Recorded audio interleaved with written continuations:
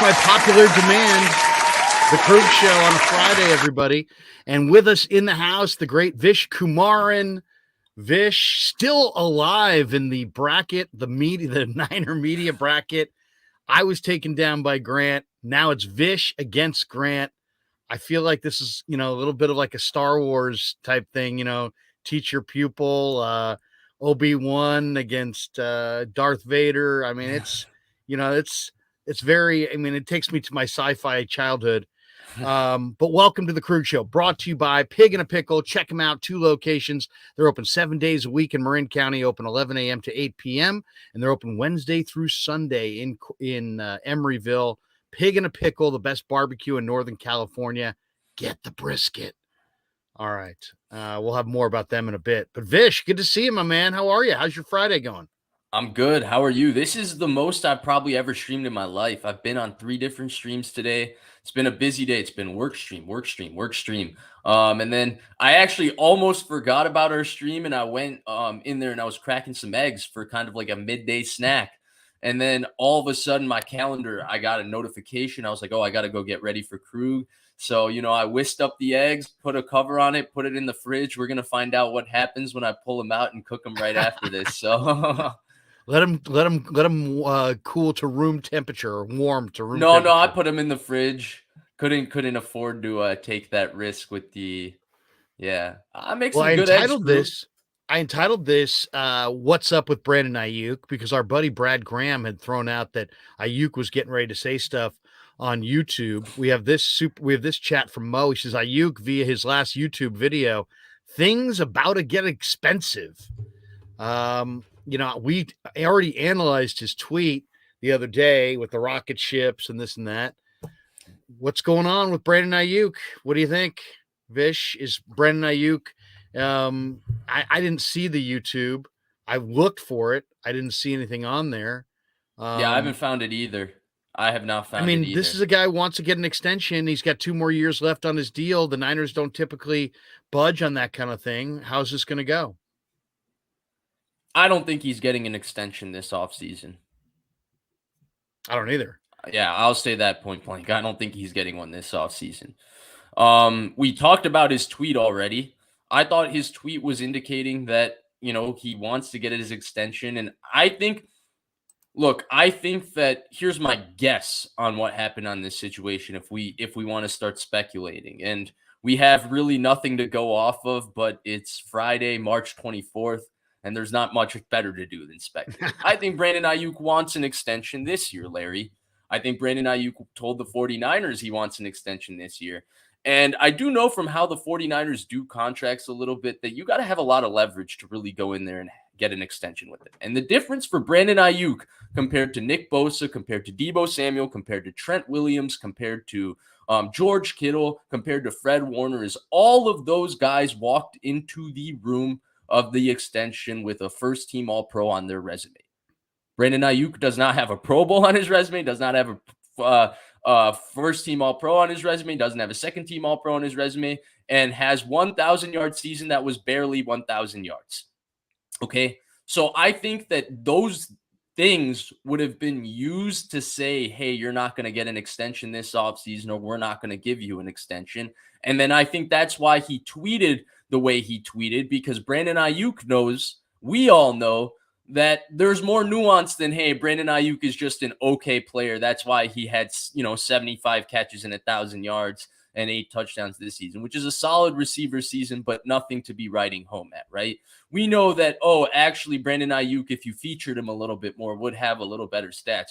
We know that, hey, Brandon Aiyuk has had to deal with all this different drama with the quarterback situation. And then we know how well Brandon Aiyuk has not only played as a receiver, but as a blocker. But I think that's the disconnect, Krug. The resume and the player aren't exactly lining up. And I thought Brandon Aiyuk's tweet reflected hey, I'm the 4th option on this offense, and I still had 1,000 yards. Don't do me wrong because I'm the 4th option. I'm still a kick-ass player. You know it and I know it. Don't get into the nuances of, I didn't have this accolade or this accolade because you want to try and, penny pinch me.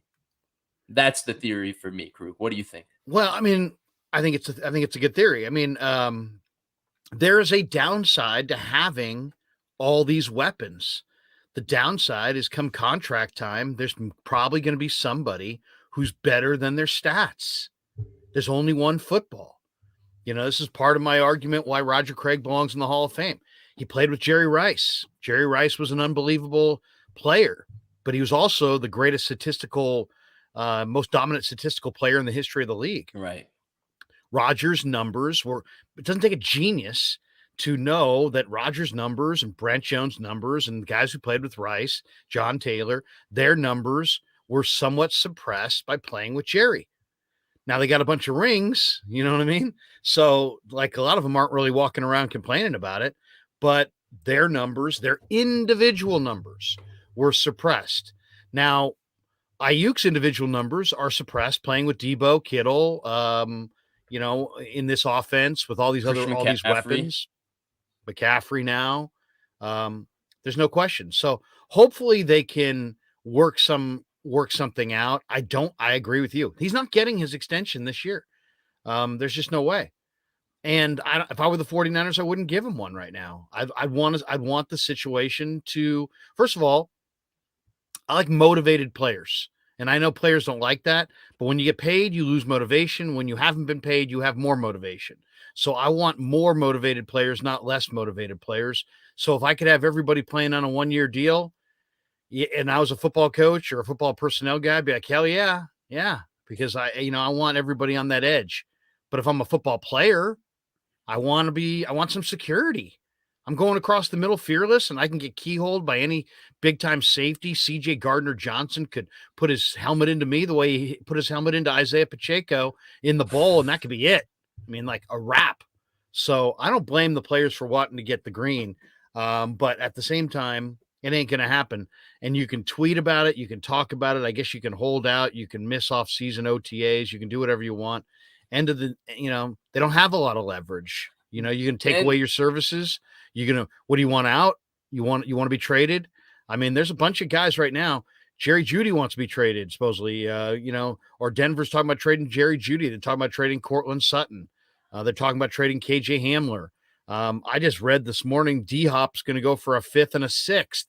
So I don't know if I want to trade him because I don't know that I would get his value is a late 1st-round pick, and I don't think you would get that in return. So I'm not trading him, and I'm not extending him.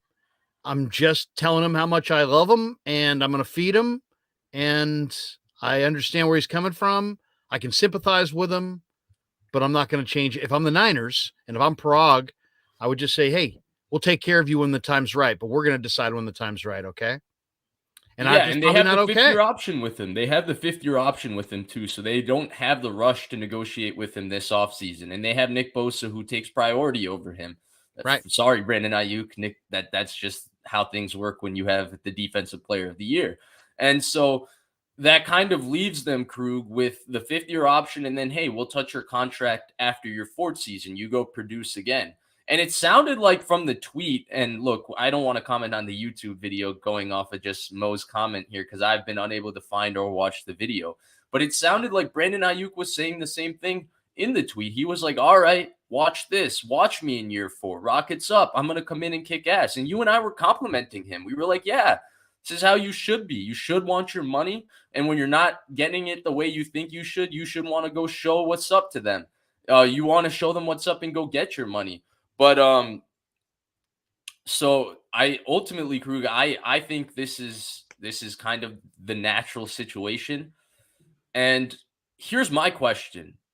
Do you think they'll once again find his targets to be, behind George Kittle, Deebo Samuel, and Christian McCaffrey because of the money hierarchy and because those guys make that much more money than him? And do you think the 49ers would prefer? Because Brandon Aiyuk is not going to have a lot of leverage coming to the negotiation table if he doesn't have the first team All-Pro that those guys had. I mean, we know that for Kittle, the negotiation was difficult, right? There was a time where his agent, Jack Bechtel, wasn't even talking to the 49ers for a month.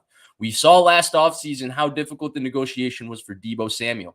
The negotiation with DeForest Buckner was difficult, and they traded DeForest Buckner. The negotiation with Trent Williams was so difficult to the point that Trent Williams had to call Kyle Shanahan in the last hour to get a couple extra dollars to make sure that he stayed. So we've seen that the negotiations haven't necessarily gone smoothly, though they've ultimately ended up being done. With them not going smoothly and with those guys coming into the negotiation table with first team all pros, I wonder, Larry, I wonder. Well, okay. First of all, he was the number one target in the passing game on the year. Yes. He had 114 targets. He was also the only weapon that played all 17 games. Well, targets that's my per point. game, he was second behind Deebo Samuel. Who's going to get paid? The guy who stays healthy. Right. Look, he's been the guy that stays healthy. So if he continues to stay healthy and produce, he's going to get paid. I don't think there's any question about that. But yes, the Niners are kind of dangling the carrot. I don't think they're going to acquiesce. They're not going to give in. They're not going to give him an extension this year. He's going to, as you said, he's going to have to go prove it again. But if I'm him, I'm okay with that. Between Kittle and Debo and McCaffrey and Jennings and Juszczyk and basically every weapon on the team, Danny Gray, fill in the blank weapon, there was one guy that played the entire schedule. Actually, two. Him and Ray. And really, Ray's more of a special teamer. Ray only had 25 targets all year. So really, Aiyuk, of the full-time guys, the guys who are your absolute number ones, he's the only guy who played the full season. So, and if I had to bet my life savings on between Kittle and Debo and Aiyuk and the running backs and the fullback, who's likely to stay healthy this year, I'll put my money on Aiyuk. I wouldn't even think twice. So if I'm him, put my head down, do my off-season work, show up ready to roll, and have the year of your life. Have a career year. Play in all 17 games, catch 100 balls, score double-digit touchdowns, have 1,200-yard season, something like that, and you'll get paid. I think that's the solution there. Let's stay on wide receivers because there's another topic I want to get into on wide receivers. I just mentioned it. I kind of referenced it. DeAndre Hopkins is on the market.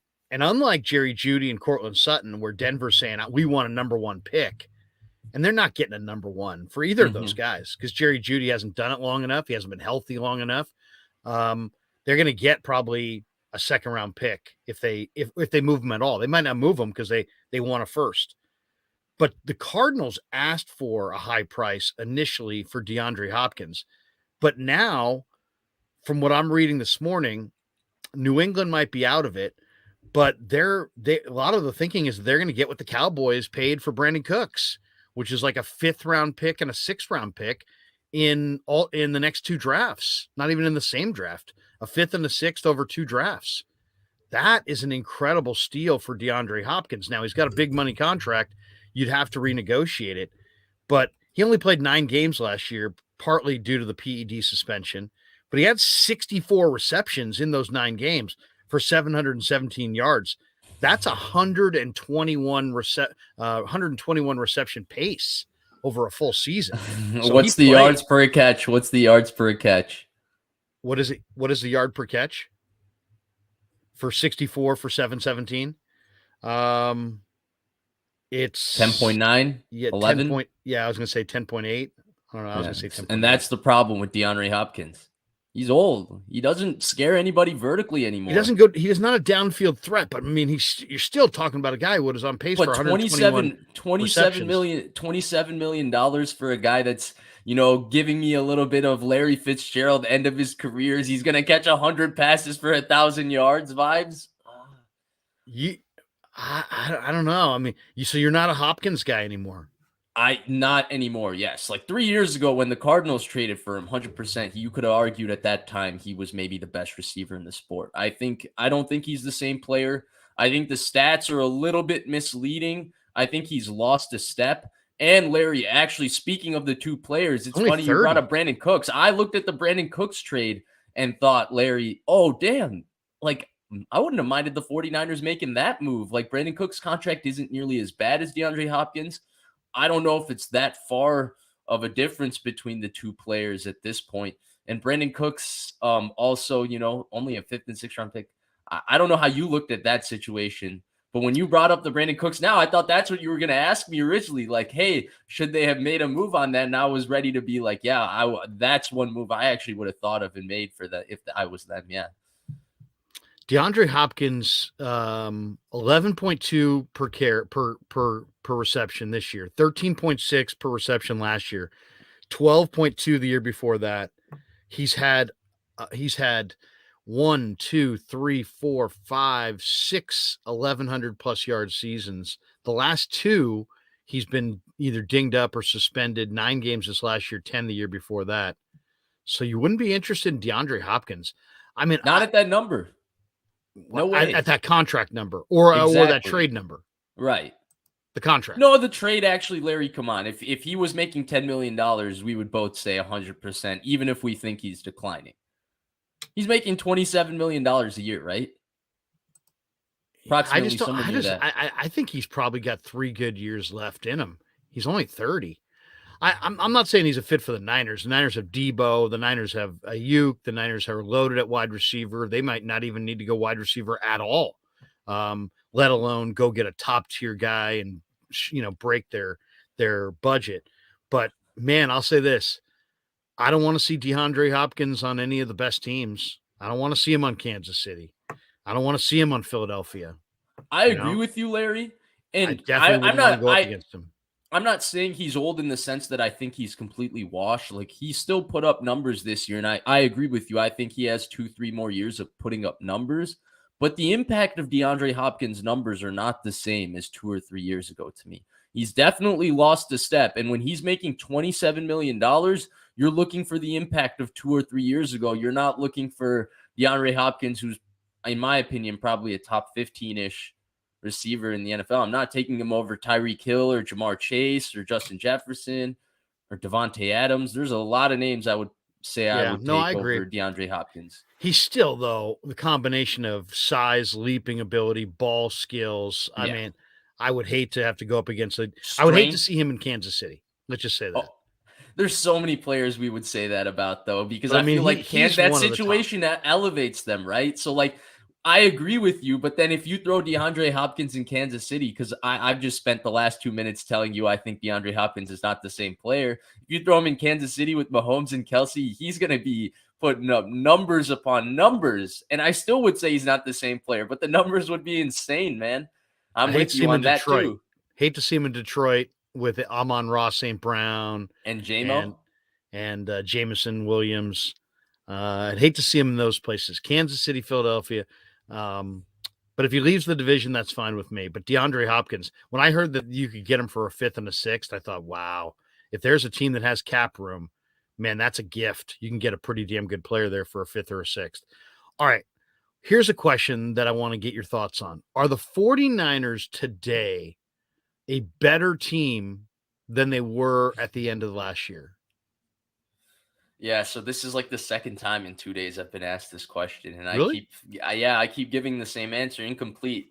We don't know yet, and that's because there's guys that are a complete unknown to us that I don't want to comment about today because it doesn't necessarily matter. I think that they're pretty close to the same level. Yes, they did lose a few guys, but signing Javon Hargrave was humongous. They identified what you and I both agreed was a massive need, and they got a premium player to fulfill that massive need. So, yeah, it was a massive difference maker. But ultimately, Larry, I feel like so much hinges on a guy like Drake Jackson, who we just simply aren't 100% sure. We're not 100% sure, how good a Colton McKivitz will be, how much an Aaron Banks has improved, how much a Burford has improved. There's just too many things unknown for us to say better or worse definitively today. It's hard for me to go there because, you're talking about a team that was playing at its peak at the end of last year, right? They peaked. Everybody was playing their best football.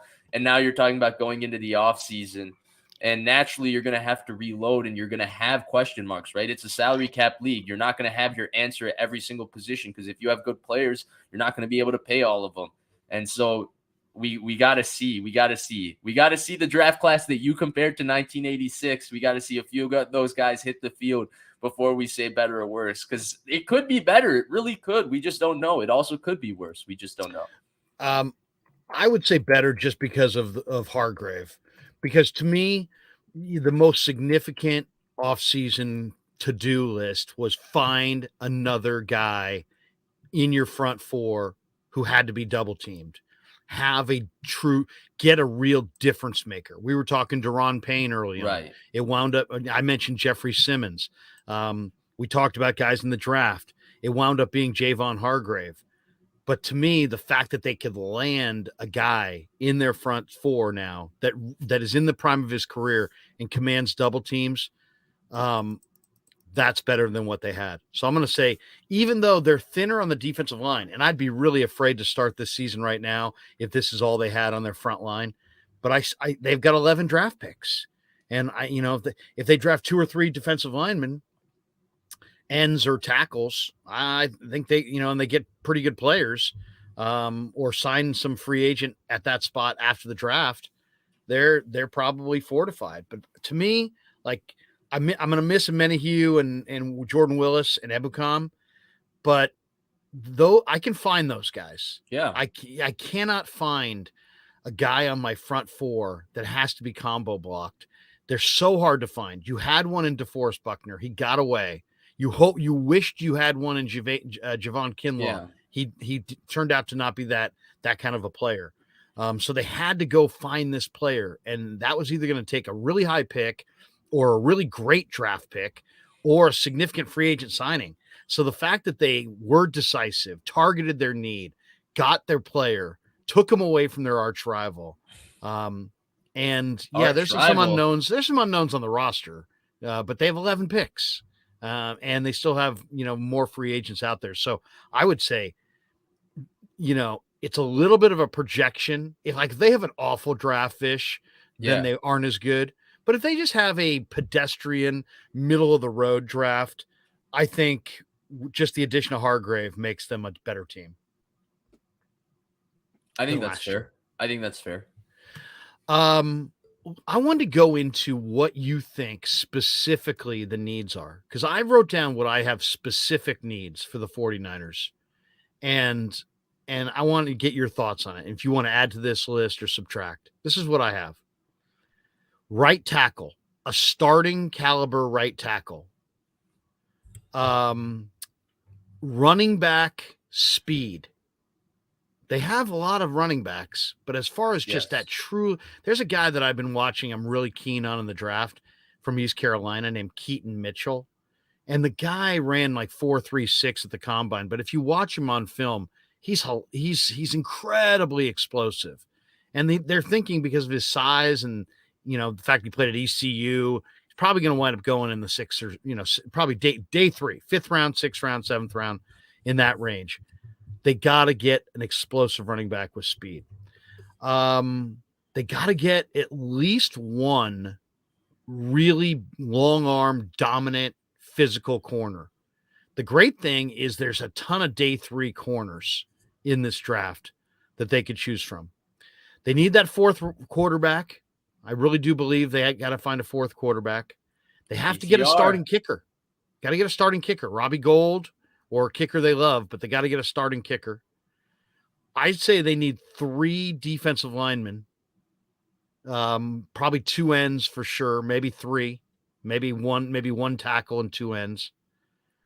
They got to get a significant free safety in this draft. Somebody who can play. I mean, obviously you got Tayshaun Gibson, but behind the depth at safety's not there. You got George Odom. He's a special teamer. You lost Tarvarius Moore. So really it's Gibson and then Odom. You got to get a free safety of significance in this draft. And I would say another really, really good tight end. So that's what I have. I got 1, 2, 3, 4. Let's see, a couple D linemen, a kicker. So 1, 2, 3, 4, 5, 6, 7, 8. I got 9 needs. 9 needs for the Niners. So but to me, the one that's actually kind of more important is they need that dynamic runner. They got to have one truly dynamic speedster. And I think there'll be some guys on day 3 that they could get. Yeah, I kind of agree. Pretty much across the board. I think all those are quote unquote needs. Obviously, different needs are of different severity. Some are more impending needs. Some you are right, like they just need like an 8th or 9th guy, like their defensive line, for example. The top 6 guys are pretty much set in stone. They just need to find guys 8, 9, 10, right? Because they like keeping all those defensive linemen. So I'm with you there. Another one I'll throw in that I've kind of been coming around to a little bit more, and I actually have a prediction on it. I think the 49ers first pick is going to be a wide receiver, or I think one of their third round picks is going to be a wide receiver. Really? Because Ray McLeod is a free agent in 2024. Debo Samuel is a free agent in 2025. Juwan Jennings is a free agent in 2024. I think they probably lose Juwan Jennings for sure. I wonder if they tried to extend him the same way they tried to extend Colton McKivitz, the same way they tried to extend they extended Colton McKivitz, the same way they extended Emmanuel Mosley a couple years ago. And Jennings just signed the restricted tender saying no because he saw the money. For example, Alan Lazard got this offseason. And Juwan Jennings has got to look at Alan Lazard and think he's not that much more talented than me. I could make quite a bit of money. And so because he's a free agent, because McLeod's a free agent, they have just Danny Gray. Brandon Aiyuk also, his contract's up in 2 years, even though we think they're going to pick up the 5th-year option. They haven't extended him yet. I think they're going to probably take another receiver somewhere earlier in the draft, and they might look at it as a more impending need perhaps than we do, and they might be more comfortable with where their defensive line is with the signing of Austin Bryant, Cleveland Ferrell, and the draft pick of Drake Jackson, or where their offensive line room is between having drafted Jalen Moore and, having, Colton McKivitz, who they really liked. In fact, they liked Colton McKivitz to the point that when they drafted him before the Trent Williams trade, they thought he might be their answer in 2021 at left, or 2020 at left tackle. So yeah, that's kind of an off-topic prediction, but yeah, that I would add receiver, I think, to the needs in some capacity. Is there a receiver in the draft that you really like? No clue. Haven't watched any of them. It's an interesting draft. I don't think it's a stellar receiver draft by any chance. I do like Jonathan Mingo from Ole Miss. And he's kind of I do like the speed of Bryce Ford Wheaton from West Virginia, who's just a crazy, 6'4", 225, and he ran 4.38 at the combine. But it's I love the name, Bryce Ford Wheaton. Yeah, Bryce Ford Wheaton. And you're talking about a big guy who can really, really run. Late rounds, there's a guy who's played for Clemson this year, who's got good size, who's from Sacramento, Joseph Nada, 6'3", 217-pound receiver, going to be a day 3 pick for sure. This is not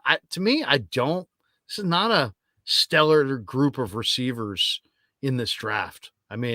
Michael Wilson's not bad from Stanford. Yeah, he runs good routes. I saw him in the Senior Bowl. Yeah, but Aiyuk, that's what makes me think the Niners may get a phone call on draft day about Aiyuk, because look at the receivers in the draft. Is there, if you're one of these guys that needs a first round worthy receiver though? Do you look at, other than Jackson Smith and Jigba, and I haven't necessarily actually watched these guys trying to figure out what their draft projection is, or try and figure out, what my opinion of where they're going to go is. So I don't know that. I've just been reading about them and then of course casually watching college football, but I don't know if there is a Garrett Wilson or Jameson Williams in this draft, or a, Jamar Chase and Jalen Waddle and Devontae Smith. I don't think so, right?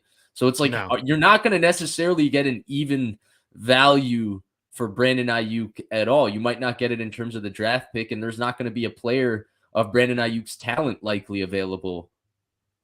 There's some good slot receivers. Zay Flowers from Boston College, Tank Dell from Houston. I like Tank Dell, but he's 165 pounds. And then Jaden Reed I saw in high school because he's from the same place as me. And there's other guys. Demario Douglas out of Liberty. Darius Davis from TCU is a super burner. He might be Sanchez one of the fastest said that guys. they were meeting with Demario Davis. Yeah, who's the stop-start quickness of just the, he's the body control and the stop-start quickness on Demario Douglas is incredible. He's got a little Iverson to him too. He's kind of like one of these guys. He's small, but don't tell him he's small. He's kind of like the baddest guy in the room. kind of a thing. So I saw somebody sent me a clip of him running in they had a little sail concept. He's in the slot. He's running a little out route, and it's him one-on-one, and he shook the corner out of his shoes. He turned him all the way around on the out route, and it was pretty filthy. Oh, it's But ridiculous. This guy can make you miss. Hutch Serves Gaming says, "Hey, Krug, been busy lately. Haven't been able to catch the shows. Congrats on 15K. Soon to be 16K, then 20K. Keep up the good work. Excited for Giants baseball coming up." Jedi says, "I'm going to need more energy, LK. Last time you were with Vish, you seemed distracted." Vyash. Vosh. Yeah, Vyash. Last time I was with Vish, I was distracted because we were in the middle of a cyclone here in Northern California. And unbelievably, what happened was we had horizontal rain and my wife had unplugged my hard line from the router and I didn't realize it. So I was having like the worst connection I've ever had since I've been doing this. And I felt so bad. And so I kept kind of looking outside to see how bad the storm was. And then I didn't realize till after the show that I had to reconnect 3 times that I actually was just going off the Wi-Fi. But it was your wife's fault, not your fault. Well, I mean, you can't get too far in life blaming your wife. I'll say that. There was a report yesterday. Javon Kinlaw, I guess the Cam Inman caught up to John Lynch at the Stanford Pro Day. And John Lynch, basically, I guess the report was, I saw it on 49er Web Zone, that the Niners are not going to shop Javon Kinlaw, or at least they're not shopping him yet. Is that what's your read on that? Do you take them at face value? Do you take Lynch at his word? Do you think Kinlaw is back for another year as a backup? Or do you think that's a smokescreen and that Kinlaw gets traded during the draft? No, I think he's right on, but I don't necessarily think that means Javon Kinlaw is going to be on the roster week 1 next year. But I don't see any point of trading him right now. You're not going to get much value for him. The biggest issue with him is that he's been rehabbing every offseason, so he's never been able to train because that knee has never been right. He's now finally got his first offseason of his career where he's not having surgery, he's not rehabbing, he's just going to train. You just see how he comes into camp. He doesn't make that much money. You lose a little bit of money if you trade him anyway. So I would just bring him into camp. I mean, they're a way better team if Javon Kinlaw plays up to his talent, Larry. So right now their odds are better because they have already not relied on Javon Kinlaw because they gave Javon Hargrave that massive contract. So now they're just playing with house money with him, and he's so gifted. Maybe he comes out and maybe this offseason he's finally healthy, he's training, he's right, and he comes out and he just kicks butt. Who knows? We have a bunch of people in the chat, but it says that we have no people in the room at all. Oh, really? Is that possible? I've never done a stream where we have no. That's got to be a mistake. I've never done a stream ever where we literally had no people in the room at all. I don't think that's possible. We have all these people in the chat. How could we have no people in the room? Must be just a mistake, a glitch on YouTube. Couple last ones. 3 people watching, Krug. What's that? 143 people watching. 143. There you go. Couple last ones I want to get your thoughts on. One, one of the things that that kind of caught my eye was that, a lot of talk in the last month or so about, man, where do the 49ers go from here on the offensive line? One of the stories, one of my favorite guys to kind of keep up with in Ninerland is Justin Mello of the Draft Network, who always seems like he has the pipeline to who the 49ers have met with, who they're hosting pre-draft visits with, I should say. According to Justin Mello of the Draft Network, the Niners plan to host UCLA offensive lineman Antonio Mafi on a pre-draft visit. And I like this player a lot. This guy, I think, could play right tackle. He's a guard at UCLA. He played 13 games as a starter last year. He played 56 games in his collegiate career, second team All Pac-12. 6'4", 355 pounds. He allowed 3 sacks, 2 hits, 13 hurries through 487 pass blocking snaps in 2022, according to Pro Football Focus. And he had an 83.2 overall grade, and that was a career high for Mafi. So he played all 910 of his total snaps at left guard this last season. He's been their left guard. He's played left guard and right guard as well in 2021. He actually played, this is the profile though that I love. This guy is a former defensive lineman, and I love when you can get offensive linemen who started on the defensive side of the ball. Usually they're better athletes, they're more aggressive. Better athletes typically play defense. This guy made 14 starts on the defensive line.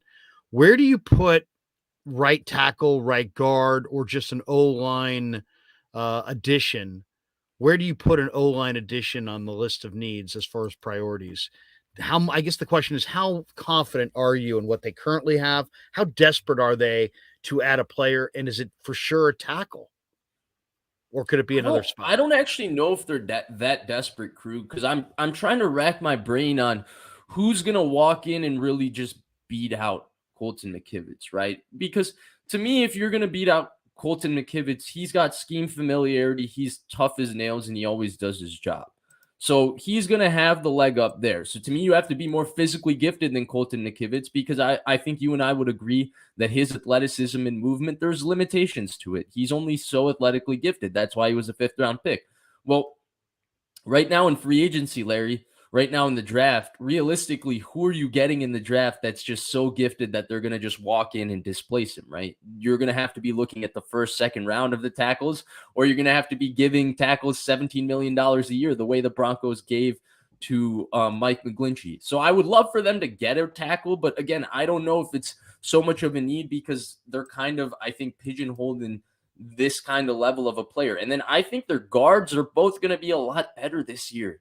Aaron Banks got so much better as the year went on. Same with Burford. I've got to imagine that an offseason is going to do them both wonders.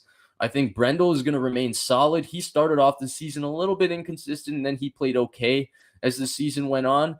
And then finally, Krug, the guy at left tackle, might be the best left tackle we've ever seen when it's all said and done. Like, he's the most special player ever. One of the most special players ever. I really think, Larry, that their offensive line isn't in such a bad state. Again, I think offensive line play across the NFL is terrible. The 49ers still today, with Mike McGlinchey gone, probably have a top 15 offensive line in the NFL. I'm not joking. Like, if you start stacking them up, their offensive line will be in the top 15. And so how are you necessarily going to upgrade them? There's not 32 right tackles in the NFL that are starting caliber. Are there even 20 starting caliber right tackles in the NFL, Larry? No. I would say no. So ultimately, I think that this is kind of the best of their situation. Couple people saying Juice Scruggs. Right? What's that? You love Juice Scruggs, right? I mean, I definitely like him. I saw some of the film on him, but he's not a day one guy. He's not a day two guy. He's probably also a day three guy. Clarsard said Juice Scruggs. Fish and Chips says Juice Scruggs was mentioned by Justin Mello. But I like Mello because he's all over it. He also reported that the Niners met with the Utah offensive tackle Braden Daniels at the combine, and I kind of like what I've seen out of Daniels. Two last ones before we let you go. I know you guys were talking about this earlier today about Frank Gore in the Hall of Fame. Frank Gore is the third highest rusher in the history of the league. Just on that alone, you could argue that, he belongs in the Hall of Fame. Right. I've never heard anybody ever use anybody's longevity against them, but I've been arguing for years that if it came down to Frank or Roger Craig, that I'd put Roger Craig in there. Roger Craig was a pioneer. Roger Craig was 1,000 before anybody else had done it. He was the first back in a Super Bowl with 3 touchdowns, I believe. He dominated Super Bowl 19. He was a Pro Bowl at running back, Pro Bowl at fullback. He was an all-decade, running back of 2 decades, I believe. He's the only all-decade running back in the last 30 years not in the Hall. I mean, there's all kinds of reasons to want Roger in the Hall. But isn't it interesting that we have Roger, who's not in the Hall and may not make it, and then we have Gore, who's the third leading rusher in Niners history, and a lot of people would feel like just on that alone he belongs. And if you said who's got a better chance to make it, I would say Gore has a better chance to make it than Roger. But you were doing a stream earlier today, and some people you're getting some pushback on Roger for the Hall. So where are you? If you could put Roger Craig or Frank in the Hall, Vish, who's going in, who's staying out? So I love conversations like this because it's really just an opinion. And the Hall of Fame has kind of become like, what's your criteria? Because nobody really knows what the criteria of a Hall of Famer is. For different positions, they, do different things. They let this guy in, they let this guy in. Sometimes it's a popularity contest, see Terrell Owens. So I would like to preface all of this with that. Then the second thing is I saw Frank Gore's full career. Granted, I was a kid for the first half of it. And actually, probably for most of it, I was still a kid. But I didn't see Roger Craig's career. Now, I've gone back and watched a decent amount of those 49ers games. The reason I have is because my dad used to VCR all the games. So when I was 5, 6, 7 years old, instead, when I watched TV, it would be VCR. My dad would show me old Niners games. So I've seen the 95 game with Elvis Grbac winning at Dallas the year after they won the Super Bowl when Jerry Rice catches a little Hank route, over the middle and takes it 80 yards. And John Madden or Pat Summerall is going the 30, the 20.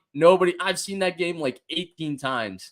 So I've seen a lot of Roger Craig. In my opinion, they both have two like kind of really unprecedented achievements for their time period, right? Roger Craig with the 1,000, and then Frank Gore for the longevity that he's had in an era where no other running back has had longevity, right? You can argue a lot of different guys had a higher peak in Frank Gore's time than Frank Gore, but other than Adrian Peterson, nobody has even sniffed the longevity in a position that we're seeing like 3-4 years and guys are done.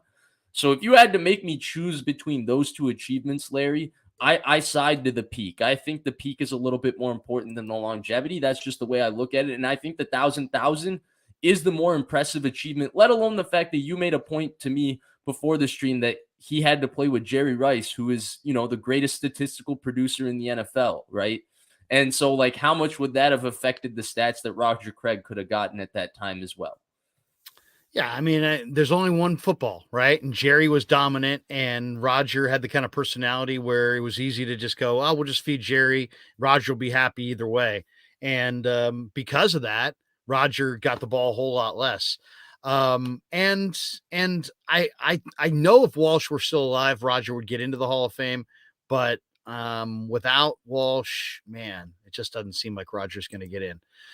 And the last one, really interesting, I thought, Packers wide receiver Christian Watson, who was a teammate of Trey Lance, went on the Rich Eisen show. And, of course, the topic of Trey Lance came up, and he gave him the full endorsement.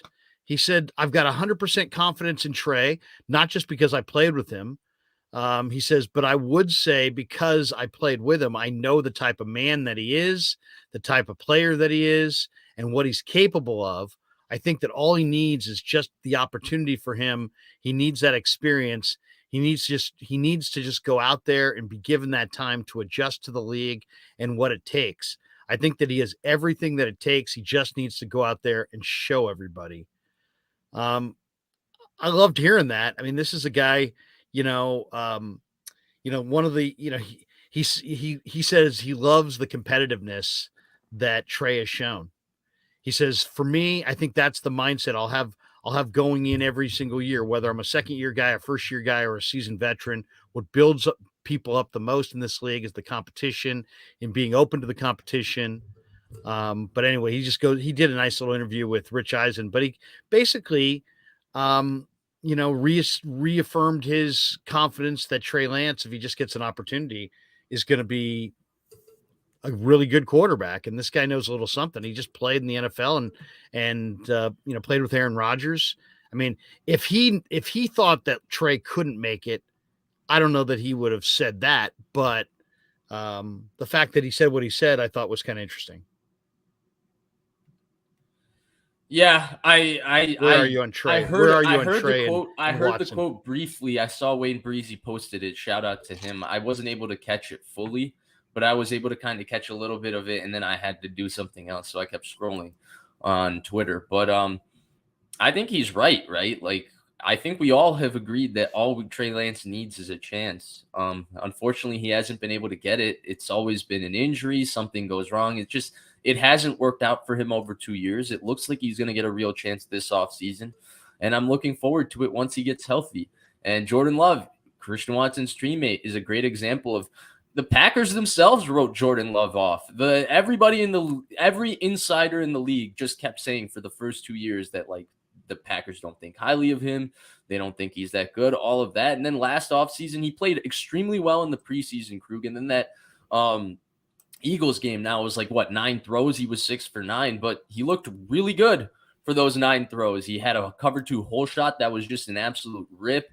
He threw a strike over the middle to Christian Watson for like a 70-yard touchdown. That was great pace, great timing, great accuracy, hit him on the chest. And, that was a guy that a lot of people wrote off. Now, Jordan Love might actually suck, Krug. I don't know that. We'll get to find that out about him this year. But my point is it's too early to just start writing these guys off who haven't gotten the opportunity to play, because sometimes things can click. You never know. And so I'm excited to see Trey Lance get that opportunity this season. And we'll see how it works out for him. He's got. It is amazing how fast people want to. Zach Wilson's a bust. He'll never be good. Right. Trey Lance is a bust. He'll never be good. All these guys, it's like we're doing this off of just a glimpse. Vish, have a great weekend, man. We'll talk to you next week on your channel. Everybody needs to sign up for Vish's channel right now, the Vish Kumaran Show, and vote for Vish against Grant. How many times are you going to vote? For that? It's on Twitter. I have not voted. So I haven't, I don't know where the results are right now. Somebody told me it was 50, actually not somebody, Kosh or Niners Twitter. He told me it was 56-44. Grant was beating me. I was like, oh, I'll take that, because I thought he was going to beat me like 75-25. And I'm not going to lie, if I had learned that would have hurt my ego a little bit. So I'll take 56-44. But yeah, so I'm not voting on it because I feel cheesy voting for myself. But at the same time, I'm unable to vote for Grant either, because I don't want to vote against myself, but I also want to vote to see the results. So I'm going through I'm very conflicted. You're conflicted. Yeah. I don't know. They put out that me and him were tied with minutes left.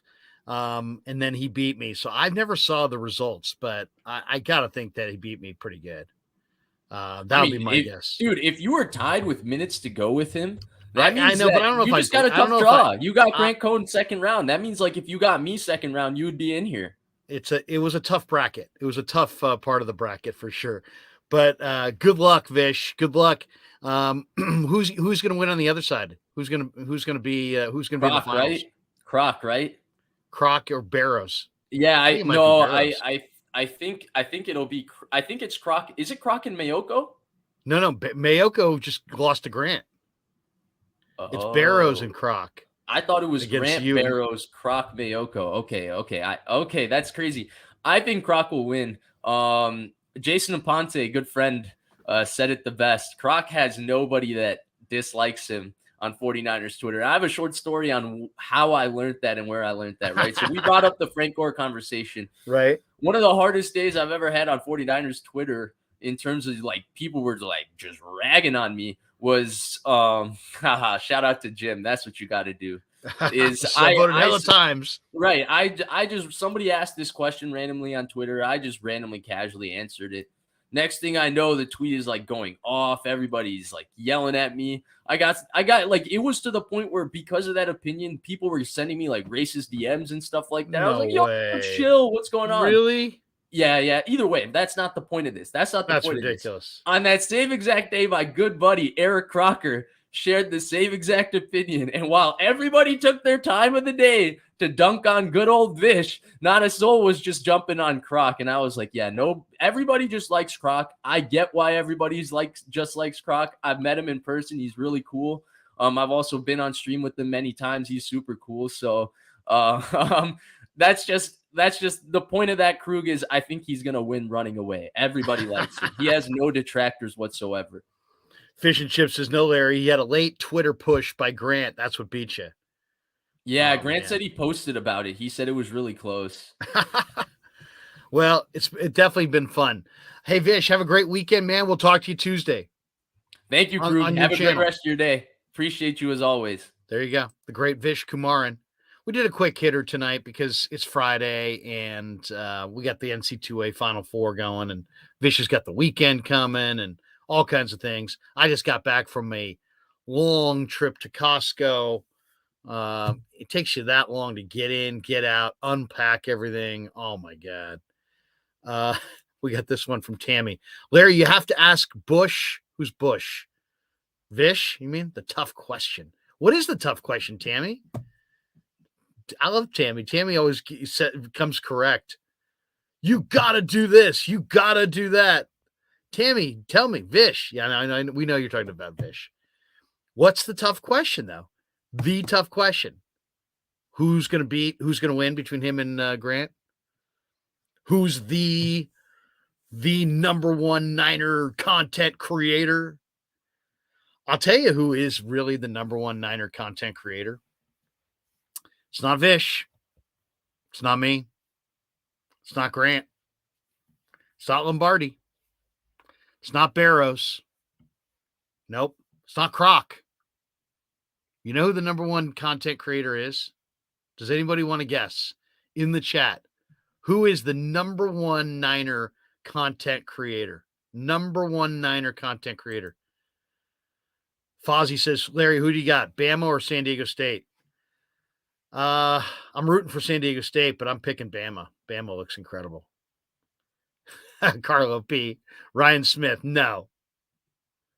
Not Ryan Smith. Bomber T. Larry is, in my humble opinion. I'd throw in humble. No, not me. Not me. Fish and chips. Breezy. Nope, not Breezy. Jedi. This is Ronbo. No. Kyle. Who's Kyle? Kyle Madsen? Who's Kyle? Kyle Shanahan? Matt Mayoko? Matt Barrows? Somebody says El Camilo Dorado, us?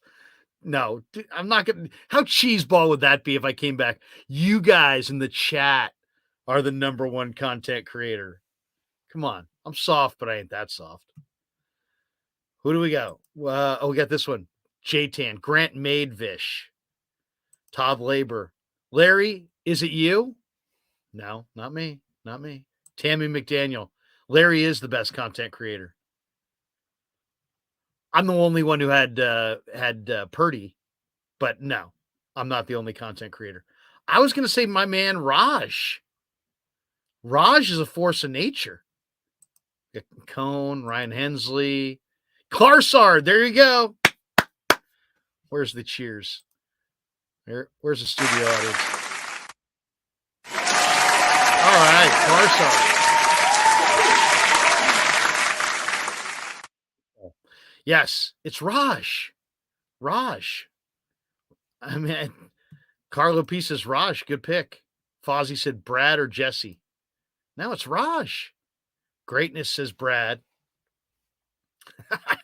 Caesar commenting on my comment from 5 or 6 weeks ago stream. I do not drive a Prius. All right. El Camilo Dorado early in the show. Larry sipping on that cola. Yeah, I was sipping on a little cola. What can I say? I know it's bad for you. 15-13 Bama, by the way, on top of San Diego State. But San Diego State is legit. But Bama's loaded. So I'll take Bama. I like Bama to beat San Diego State, but I think it's going to be high scoring and a lot of fun. Up and down game. But yeah, I like Bama. I'll tell you who looked great last night was Connecticut. My God, how good was Connecticut last night? They look like they may be ready to win the whole thing. Arthur Henry says carpet on the walls 100, or looks like Hennessy to me. Oh, we got this one from Omar. It says carpet on the walls. It's called soundproofing.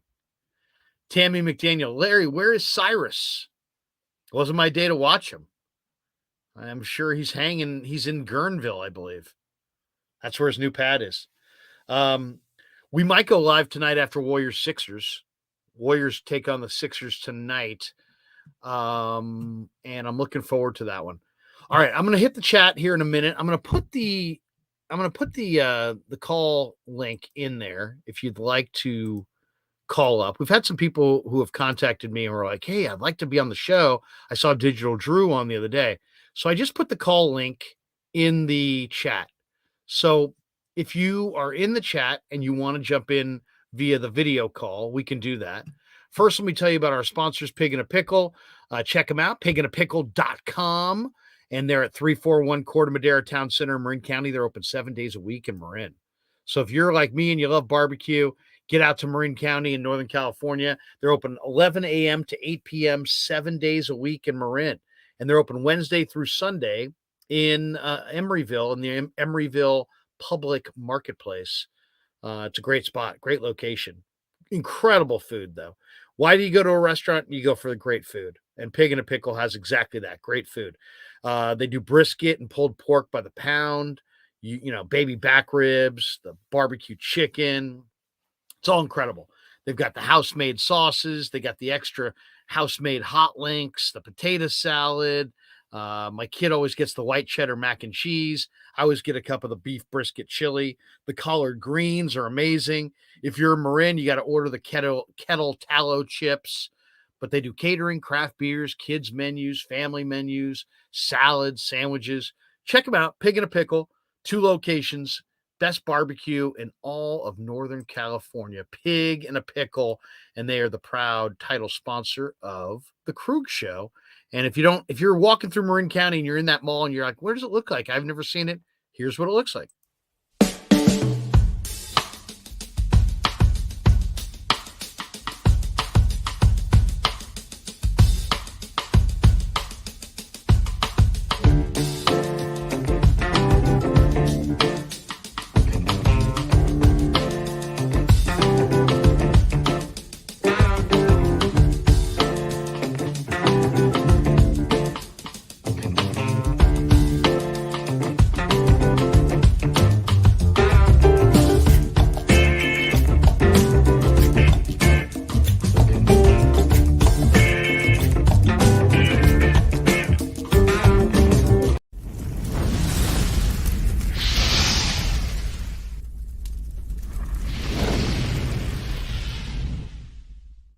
We're also brought to you by Telmetrics, TELMETRIX.co. Great, great website for you to go check out. If you get hurt, you're trying to help yourself, nurse yourself back to health. There's a lot of great information on their website, Telmetrics.co. Once again, TELMETRIX.co.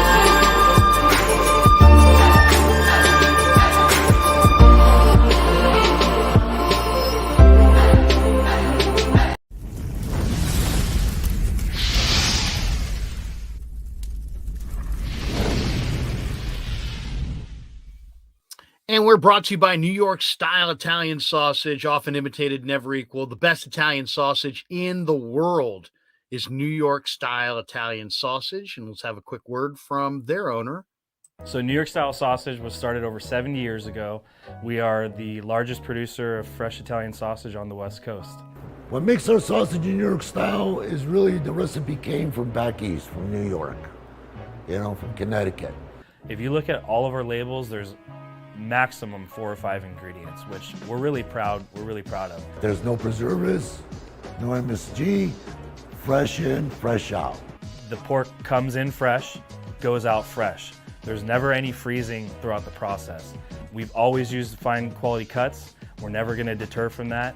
It's one of the reasons why our sausage is so good. I guarantee you put our sausage up against anybody else's from a flavor standpoint, no one will beat it, hands down. Hey, do yourself a favor and do me a favor. Go buy a package of the New York style Italian sausage. Guaranteed you will love it. Guaranteed.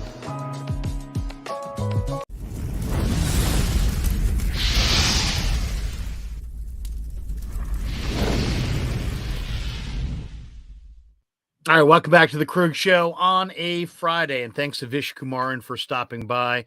We may come on tonight after Warriors 76ers.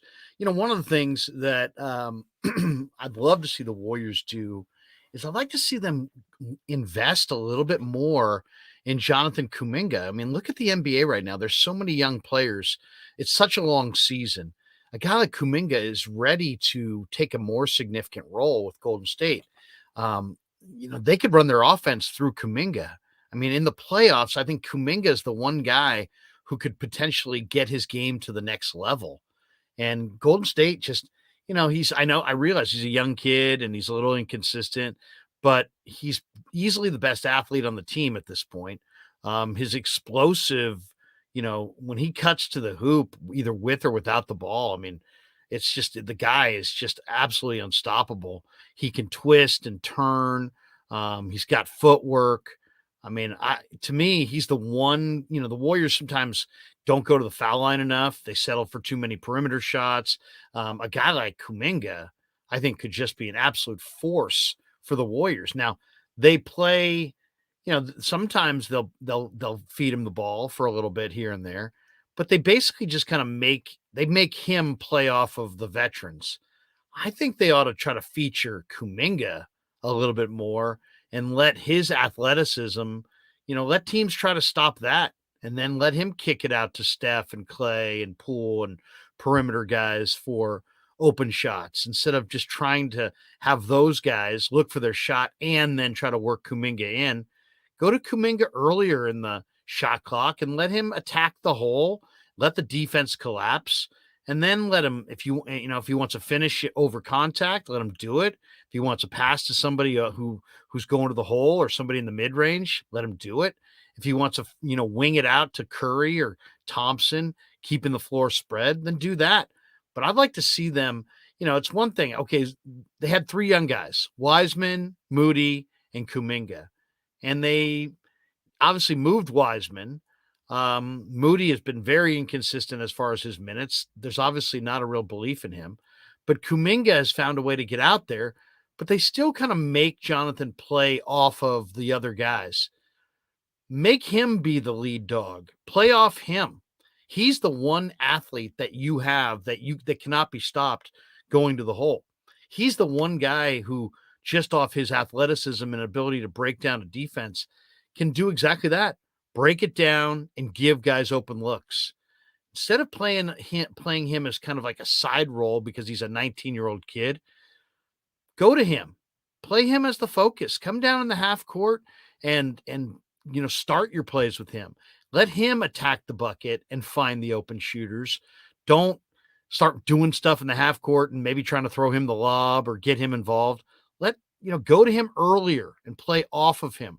Run your offense through Jonathan Kuminga. I'd love to see it. I don't think Kerr's done that near enough, and I understand why. He's a young guy. But we're now at a point in the year where, you know, Jonathan Kuminga is now a veteran NBA player, and he's in a good rhythm. And luckily, they're giving him more minutes.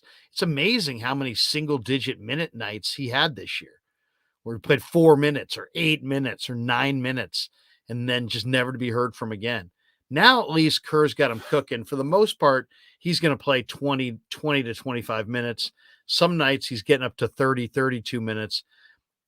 To me, it's not about the number of minutes. It's about when he's in there, run your offense through him. Let's see what it looks like. I just think that when this guy takes off for the front of the rim, there's no defender that can really keep him out. And then it breaks down the defense for the opposition and takes them off of Poole, off of Curry, off of Thompson, because you have to help inside. Kuminga's 6'8", 6'9", with length and athleticism, explosive leaping ability. He gets a guy on his hip and he starts going to the hole. Damn right, you better help out or he's going to flush it on you. So you got to help out, and that means somebody's open. And this guy's now refined enough where he could find the open guy. So if there's one thing I want to see from the Warriors, I want to see them run their offense through Jonathan Kuminga a little bit in these last 8 games, and let's see what it looks like. And if it's successful, if it is as successful as I think it's going to be, that's your plan. That's your plan in the playoffs. Show up with Kuminga full bore attacking the rim and run your offense through him. And if you want to ISO him, but he can find perimeter shooters if they stop his drives to the hoop. But you first got to stop him. And his ability to get to the rim is incredible. So just a quick thought on the Warriors who get the Sixers tonight. Also, quick thought on the Giants. I did a tweet on this. I also did a video on this. Giants have got to go with Casey Schmidt as their third baseman. My God. I mean, he's their best defender. He's 24. He's had a great spring. He's a right-handed hitter. He might be the only everyday guy in the lineup. They don't have anybody better. VR's hitting 150. He's got 50 games of big league experience. Casey Schmidt is exactly the kind of young centerpiece, homegrown centerpiece that the Giants are dying for. And now they've got this kid in their camp. He's 24. He's hitting 400. He's playing the most incredible defense, both at third base and at shortstop. He's probably your primo backup to Crawford at short. And still, they're going to leave him behind. So shame on them. I mean, come on. How conservative are they? The Dodgers are going with Miguel Vargas. He's 23. The Diamondbacks are going with Corbin Carroll. He's like 22. Juan Soto's been in the big leagues. This is his 6th year. He's 24, the exact same age as Casey Schmidt. Heck, I'm reading Colorado is tempted to go with Zach Veen out of spring training. He's 21. This guy's Casey Schmidt's 3 years older than Zach Veen and has already had his bust out year in AA. And he's your best defensive player. And he's a right-handed hitter. And he might be the only guy in the entire team who could play literally every day. You can't have an entire lineup full of platoons. You got to have somebody playing every day. So on the Giant front, I don't think they're going to do it, but they should. They should go with Casey Schmidt out of spring training. As you can see, my consistent theme here is I believe in the young players. I believe in Jonathan Kuminga, and I believe in Casey Schmidt. So I'd like to see those guys get an opportunity. We got this one from Arthur Henry. Where's GP2? Tammy says he's going to play Sunday. I know Kerr said that he's going to be back before the playoffs. There's only 8 games left. How many does he need? How many would a guy like him or Wiggins need to get into a rhythm? That's a good question. I would probably say 2 or 3 games. I don't think you want them to debut in the playoffs, especially if you're going up against a really good team like Sacramento or, it looks like if the Warriors are the 6th seed, it would be Kings Warriors first round. Light the beam. Light the beam. My brother and I are going to be battling over this one. But my brother's kid does go to Gonzaga. And so last night they were in a great mood. They were in a great mood because they were down. How about UCLA last night? Just kind of gagged away a victory. Rough night for Arkansas. Rough night for UCLA. Interesting article by Jose Luis Sanchez III on the 49ers on Fan Nation. And he's asking the question, should the Niners sign a veteran edge rusher? Well, obviously a veteran edge rusher would help. The question is, how much money is it going to cost you? And do you have that kind of money? Do you have that kind of flexibility on the cap? I think they're in such a good position where they might be able to play the draft, see how it goes, see if they can get the defensive end players they like. If they can't, maybe they get, a Leonard Floyd to sign with them after the draft. Maybe they get a Ngakwe to sign with them after the draft. I bring that up because, usually a lot of teams with cap room, by the time you get to May, there's very few teams that have cap room. And then it's like, okay, would I rather make, $3 million here or $4 million there? I'd rather play somewhere where I can win a Super Bowl. So maybe the fact that the Niners are one of 2, 3, how many legitimate Super Bowl contenders are there in the NFC right now? I would say 2, the Niners and the Eagles. I'm not putting the Lions. I like the Lions too, but I'm not putting the Lions as a Super Bowl contender. No way. No way. And I can't put Seattle there either. So who's there? Who's left? Dallas? I'm not buying. I'm not a big believer in Dallas. So I think the NFC, I think all these free agents, these veteran free agents, are going to get to after the draft, and they're going to look down. You're going to say, hey, where do I want to be? Who's going to win? And the players handicap this thing, and they're going to look down. They're going to say it's going to be the Niners. And then I think the 49ers might be able to really benefit from getting some veteran players to just come play for them, for really, really reasonable money, just so they can go after a ring. I think we might see it. So anyway, that is what I think might happen. So yeah, should the Niners go for a veteran defensive end? Yeah. How good would this team be with Leonard Floyd opposite Nick Bosa? I mean, how incredible would this defensive line be if you had Ngakoue opposite Bosa? You got Hargrave and Armstead inside.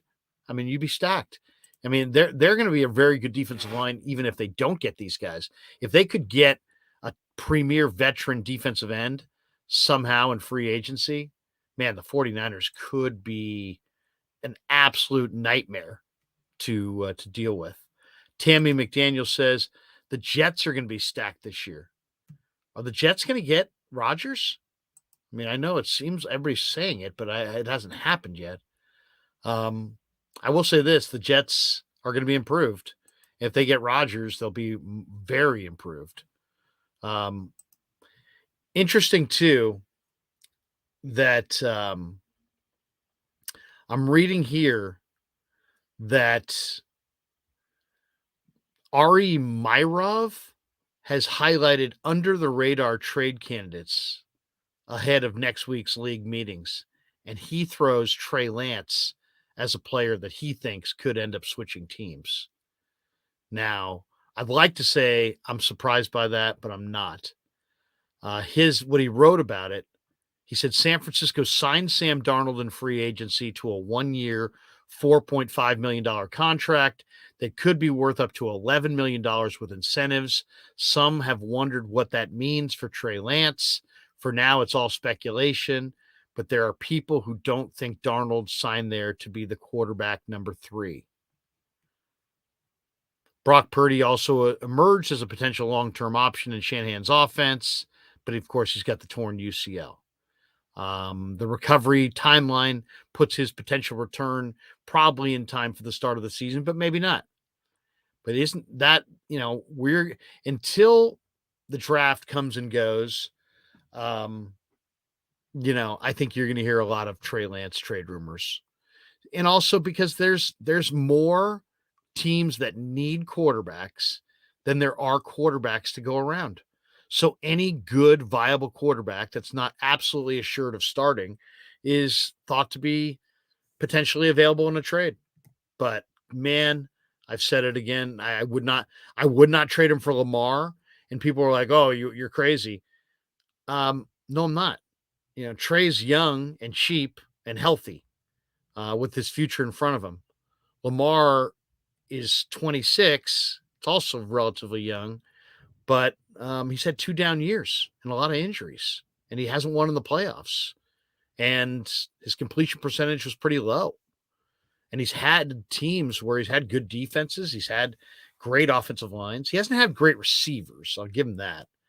But I'd be very concerned about trading Trey Lance, just because I think Trey Lance, his upside is going to be significant on the back end. He's smart. He's competitive. He's athletic. He's going to get it. It's just going to take time. I just don't want to give up on that future for a guy who's going to be really expensive, who's a running quarterback, who's, hasn't done it in the playoffs, hasn't had good years the last 2 years, hasn't really been healthy the last couple of years. And I just don't know that we're going to see a running quarterback have lots of success for year after year after year into the future. I get it. Bomber T says Lamar's taken a lot of hits. Caesar's like Lamar's overrated. I understand the people that are like, "Oh, Lamar's great." But don't see greatness there. I don't. I see a great runner who's also taking a lot of hits and now is getting hurt. So Arthur says, Krug, you were one flew over the cuckoo's nest crazy. Yeah, I'm not, I'm not Lamar. Go look at Lamar's stats and tell me that Lamar was great.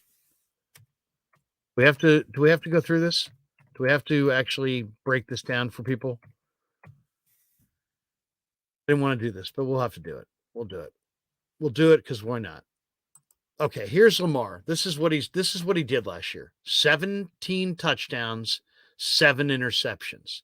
He played in 12 games. He turned the ball over 11 times. He completed 62.3% of his passes. He's only a career 63.7 completion percentage guy for his career. He's 37-12. He went 7-5 last year, or 7-5 last time we played with the Ravens in 2021. His big year was 2019. He had 36 touchdowns that year and 6 picks. But then to 2020, that dropped to 26 touchdowns, 9 picks. 2021, that dropped to 16 touchdowns, 13 picks. And last year, 17 touchdowns and 7 interceptions. And then when you look at the fumbles, there's fumbles there as well. He's also been sacked an awful lot the last 2 years. The last 2 seasons, Lamar Jackson's been sacked almost 60 times. So no more than 60 times.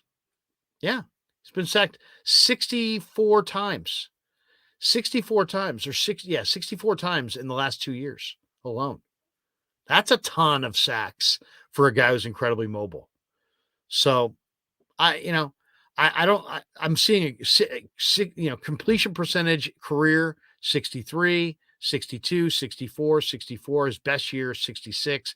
He's not a high completion percentage guy. He's a running quarterback. He's had injuries the last couple of years. He wants to get paid a lot of money. It wouldn't fit under your cap. I mean, I put out that I wouldn't trade Trey Lance for him because trading Trey Lance for him, I mean, Jesse wanted to trade Nick Bosa for him. I mean, someone said, isn't Lamar an MVP? Well, yeah, so's Matt Ryan. Matt Ryan's an MVP. Why don't we go for Matt Ryan? He wasn't an MVP this year. Lamar was an MVP 2 years ago. I would say to anybody else, get current, man. Go look at what he's done. He's 1-3 in the playoffs, and he makes a ton of cash. And to get Lamar means that you kiss off probably Bosa, Armstead, Aiyuk. It's not just Trey for Lamar. It's Trey's contract for Lamar's contract. That's the other issue. Carson Taylor says, Larry, Panthers trade kicker Zane Gonzalez to the 49ers. That just happened? I'm not seeing that. If that just happened, at least the kicker spot's filled. I personally would love to see Robbie Gould come back, but you know what? I go veteran kicker over rookie kicker for sure. Even if you get the great rookie kicker, there's no chance that there's no guarantee it's going to be consistent. He says Schefter just tweeted it. All right, let's check that out. I did not see that, but I will look it up. Make sure that that is correct. The Niners, kicker was obviously one of the premier needs. Yeah, there it is. Panthers just traded kicker Zane Gonzalez to the 49ers per his agent, Mike McCartney. All right. Let's look up Lane Gonzalez and tell you a little bit about his numbers. I will say this. I like the idea. I wanted Robbie back, but I like the idea of the veteran kicker. I really do. I've seen really good rookie kickers, and sometimes it takes a year or two to adjust. All right. Zane Gonzalez was a 7th round pick in the 2017 draft by the Cleveland Browns at ASU. He's 27. Last year, let's see, double check. In 2021, let's double check. Okay, so he kicked first 2 years with the Browns, the last 3 years with the Cardinals, and 2021 with Carolina. Who did he kick? What happened to him in 2022? Was he hurt? I don't see 2022. 2021, he played 12 games. He made 90% of his field goals. He was 6 of 6 from 20 to 29. He was 1 of 1 from 30 to 39. He was 10 for 10, 40 to 49, 50 plus. He was 3 for 5. His long was 57.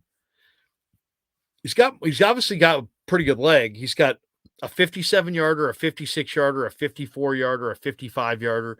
Those are his season longs the last 4 years. All right, well, there you go. 90.9% field goal percentage in 2021. He made 96% of his PATs, a long of 57. So, I like it. I'd much rather go with the veteran kicker. Just because, you know what, there's too much on the line. I've seen really good kickers who are really highly rated just bomb out. And I really don't like investing draft choices in kickers. And that's really the only way to make sure you get the guy that you want. So I like the idea of going for the veteran kicker. It's just like anything. It's different kicking in the NFL than it is in college. There's several differences. And I like the idea of having somebody who's a little bit more consistent. Now, Gonzalez is an 80.5 career field goal percentage kicker. 91% in 2021, 73% in 2020, 89% in 2019, 78% in 2018, 40% in 2018 with Cleveland. He had a rough one there. He went 2 for 5. And then his rookie year, he made 75%. So he's definitely trending in the right direction. His last year with Carolina, 90.9. So, I'll say this. I like the veteran kicker. I was hoping Robbie would come back because I know Robbie's a leader in the room, but at least this crosses another box off of their deal. He missed the entire 2022 season, according to Mark Meza. Do we know what he got? We don't know what he got. The one thing with Robbie is Robbie didn't give you the deep leg on touchbacks. Mark Meza's like, can he give us touchbacks? Yeah, I mean, that's a big one. Drew and SCO show swap picks in 2025. All right. Fish and Chips said all reports say he got released on the 23rd of March. Well, obviously they wouldn't be trading for somebody who was released. Well, I'll say this, though. I like the veteran kicker. We were talking about this the other day, and people were talking about Mason Crosby, and I had first thrown out Eddie Pinheiro, the former Carolina kicker, who had a really good year this year kicking for Carolina. And I thought maybe Eddie Pinheiro would be a good fit for the Niners. But I like the fact that they're going for the veteran kicker. And it just when you really think about it, what's the most important thing? It's the pressure. It's the pressure of doing it. And, you get a veteran kicker, you've got a much better chance, I think, of now kickers can go south. I mean, heck, we saw Maher. Maher had a really good year with the Cowboys, made high percentage of his kicks. By the end of the year, he was like, oh my God, he was so bad that he couldn't even be trusted, couldn't be leaned upon. So it's not, you're not covered either way, whether you go with a veteran kicker or the rookie kicker. But I just think that I'd rather take my chances with a guy who knows the league, a guy who's been doing it, as opposed to the rookie. Even if the rookie, I mean, it would have to be such a special rookie. So there you go. Remix channel says, "Hey Larry, YouTube says the stream hasn't started. Might get some more traffic if it starts officially." Yeah, I'm not sure what happened here. On the my thing says 0 people in the room, but obviously there's more than 0 people in the room. So it's been that kind of a stream today. Ashley says Steph Sanchez just said he was going to be released, and there's no reason they traded for him. We got this one from Fish and Chips. Panthers just signed Eddie Pinheiro and released Zane. All right. Well, nevertheless, it sounds like, Bomber T said Gold wanted out. Ashley saying it was a quad injury that kept Rodriguez out all last season. Well, as long as he's recovered, I think that's solid. You got a solid veteran kicker who's done it for a few years. And I would take my chances with the solid veteran kicker. Mark Meza says, horrible move. We should have kept Robbie. Here's the only thing about that. What if Robbie's family, Robbie's got 3 boys. He lives in Chicago. Now, Barrows told me that his family was out here with them or with him last year. But still, he's wanted to be back there. When the season ended, he was out of town. Boom. So I just think that, Vish says, you're a machine, Larry. You're still going. Vish, what can I say? We right. Zane Gonzalez got somehow showed up and was a Niner in the middle of the stream. So we had to pivot. We had to pivot for some Zane Gonzalez chatter. All right, I'm going to go watch a little college hoop. Hope everybody has a good rest of your Friday. We're going to go live after Warriors Sixers tonight. Join us for that. Until then, we are out. Thanks to our sponsors. Thanks to all of you. Thanks to Vish. One thing I do want. Let's see. I'm getting a lot of, yep. So yeah, the Niners have, here it is. Here's the official word. I'm taking this straight from the Bleacher Report app. So the Bleacher Report app says that the 49ers, and now it's of course, as soon as I called on it, it's starting to kind of wind slowly, but that the Niners have acquired Zane Gonzalez. Okay. So yes, the Niners have acquired him. They swapped 2025 draft picks, according to Tom Pelissaro. Doesn't say what round, but they do acquire the kicker, Zane Gonzalez, from the Panthers. And his agent, Mike McCartney, has said that it is official. So there you go. And I would imagine Wilkes knows him from Carolina and Arizona, maybe. Heck, someone says, if you're going to get everybody from the Panthers, how about bringing Brian Burns? Yeah, wouldn't that be something? Wouldn't that be something in the middle? Brian Burns, come on down. We got this one from Elias _22. He might have wanted to just not come back at all, regardless of price. He has a choice. Didn't want to be here. His decision at the end of the day. Of course, talking about Robbie Gould. Yeah, I mean, Robbie did play his hand kind of weird, didn't he? He basically just said, I'm going to be elsewhere. I'm going to be playing elsewhere. And the Niners had, at that point, still had the ability to franchise him. When he made that announcement, they could have franchised him and kept him for 5.4. The franchise tag for kickers is 5.4. Robbie made 4.8.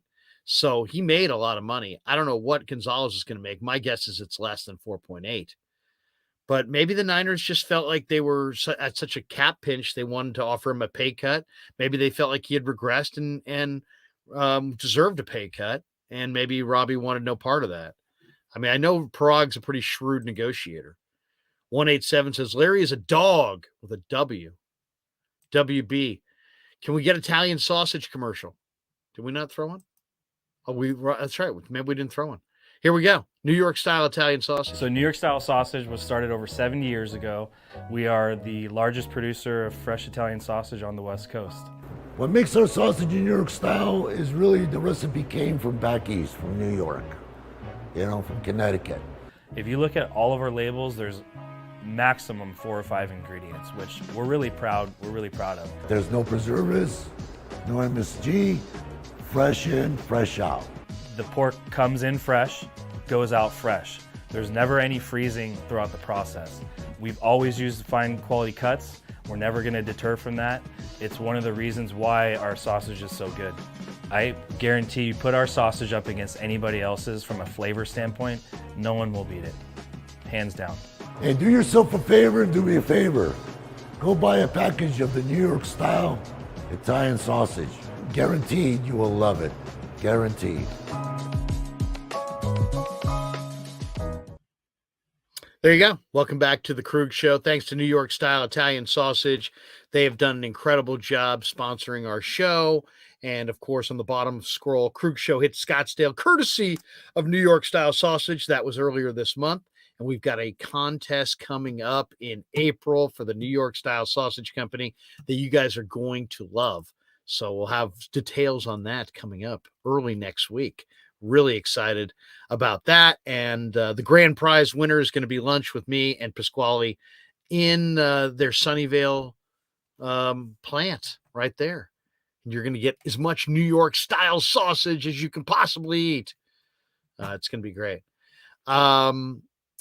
Couple more in here. Fish and chips. Larry's a marathon runner, not a sprinter. That's right. We don't go quick.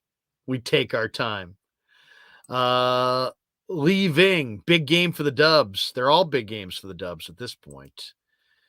Fish and Chips says 15,700. Is that true? Is that where we're at? Let me double check that. I think you could be right. I know we were creeping closer to 15,000 or to 16,000. We'll see where we're at here in just a second. Yes, we're over 15,700 now. 15,705 subscribers to the Krug Show.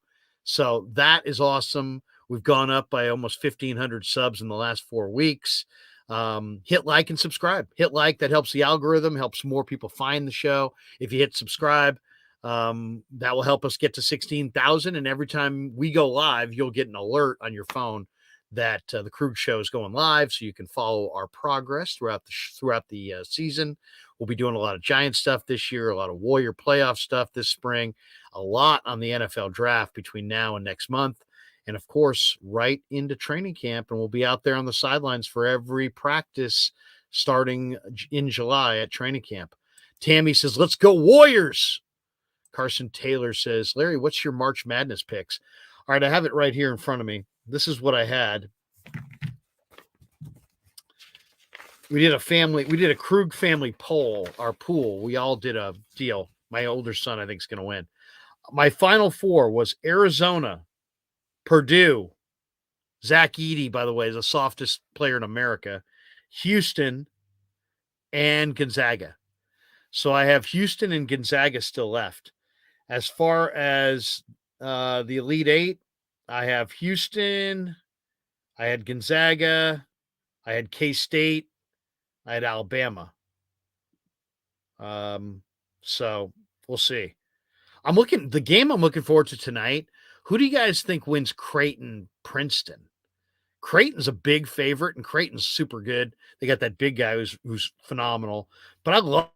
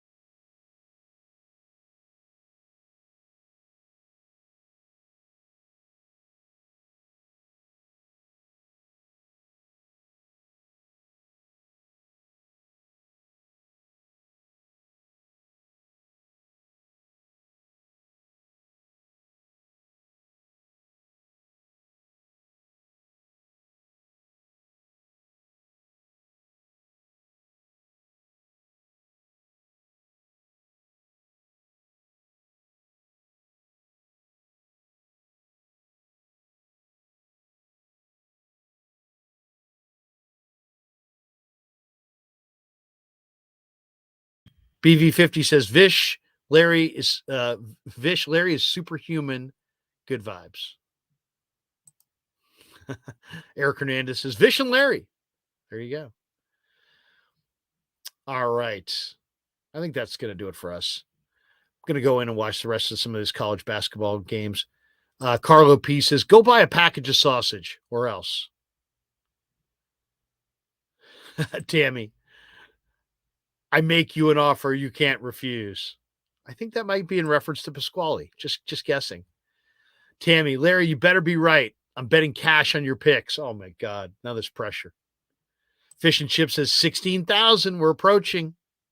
Yes. A lot of people saying, you're muted. How long was I muted for? Oh, man. Definitely muted.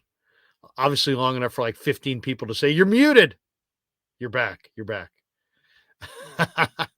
Oh, we got this one from Clarsard. Sad to see Robbie get replaced. Did we panic and trade for Zane? I just think the Niners wanted to fill that hole. Said I was muted for 3 to 5 minutes. Come on, really? I'm leaving. Level up for audio or buy a sausage. Fish and Chips, subtitles, please. Muted for 1 minute, according to Blank.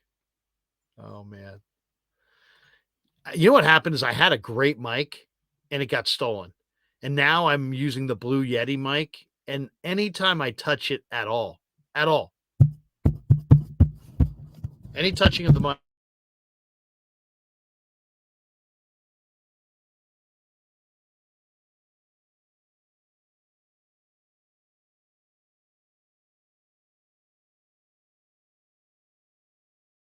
there we go. Muted.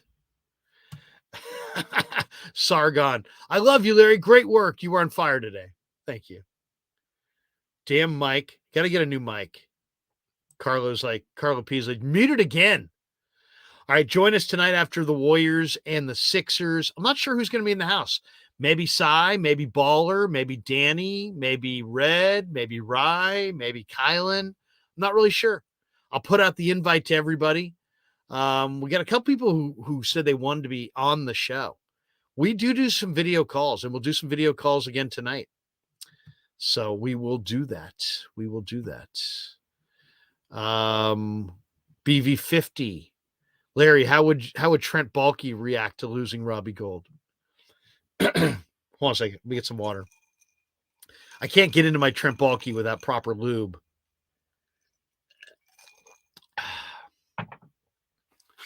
You know, Robbie was a hell of a kicker. We really liked him. I'd wish he had torn his ACL a couple more times. Otherwise, I think he's a really solid guy and a pretty good kicker. He's not Marcus Lattimore. And, I wrote down on a piece of paper in an envelope the name A.J. Jenkins. And I looked at it years later and I thought, A.J. Jenkins sure sucked. Why did I write that down and put it in an envelope, Larry? But I'll tell you, we like our linebackers. We really do. WB says, sounds like Super Dave Osborne. Yes, who's no longer with us. I don't believe. Marty Funkhauser, I believe, from Curb Your Enthusiasm. I don't think he's with us. But I could be wrong. We got this one from leaving. Christian Kirk's contract was a good deal. We really like Christian. We thought he ran a good 40. I was wishing he had torn his ACL. He hadn't torn the ACL, but Christian's still a hell of a receiver. I'll tell you that. Do you like that? You know who had even a better Trent Baalke is Kevin Lynch, who used to cover the Niners. And I haven't seen Lynch in a long time, but he had a tremendous Trent Baalke. I mean, it was as good as it gets. I mean, it was good. It was really good. All right, that does it. I'm going to go watch a little Alabama, San Diego State, 32-30, Bama. Thanks for joining the live stream. Thanks for supporting the channel. If you want one of the Krug Show t-shirts, I was going to say, here they are, but I'm actually wearing my Brock Purdy Mr. Relevant shirt, which is a really good shirt. The only thing I'll say is the helmet looks a lot like Bama. If you look closely, it doesn't really look like Niners, but it says Mr. Relevant. Anyway, got it at Dick's Sporting Goods. It's a good deal. I like it. I like the Brock Purdy shirt. Now, if I could just do an interview of Brock while wearing the Brock Purdy shirt, I will have fully come full circle. All right, catch you after the Warriors and the Sixers. Until then, we're out. Yeah, never met a man I've been scared of. Careful, you gon' get exactly what you asked for.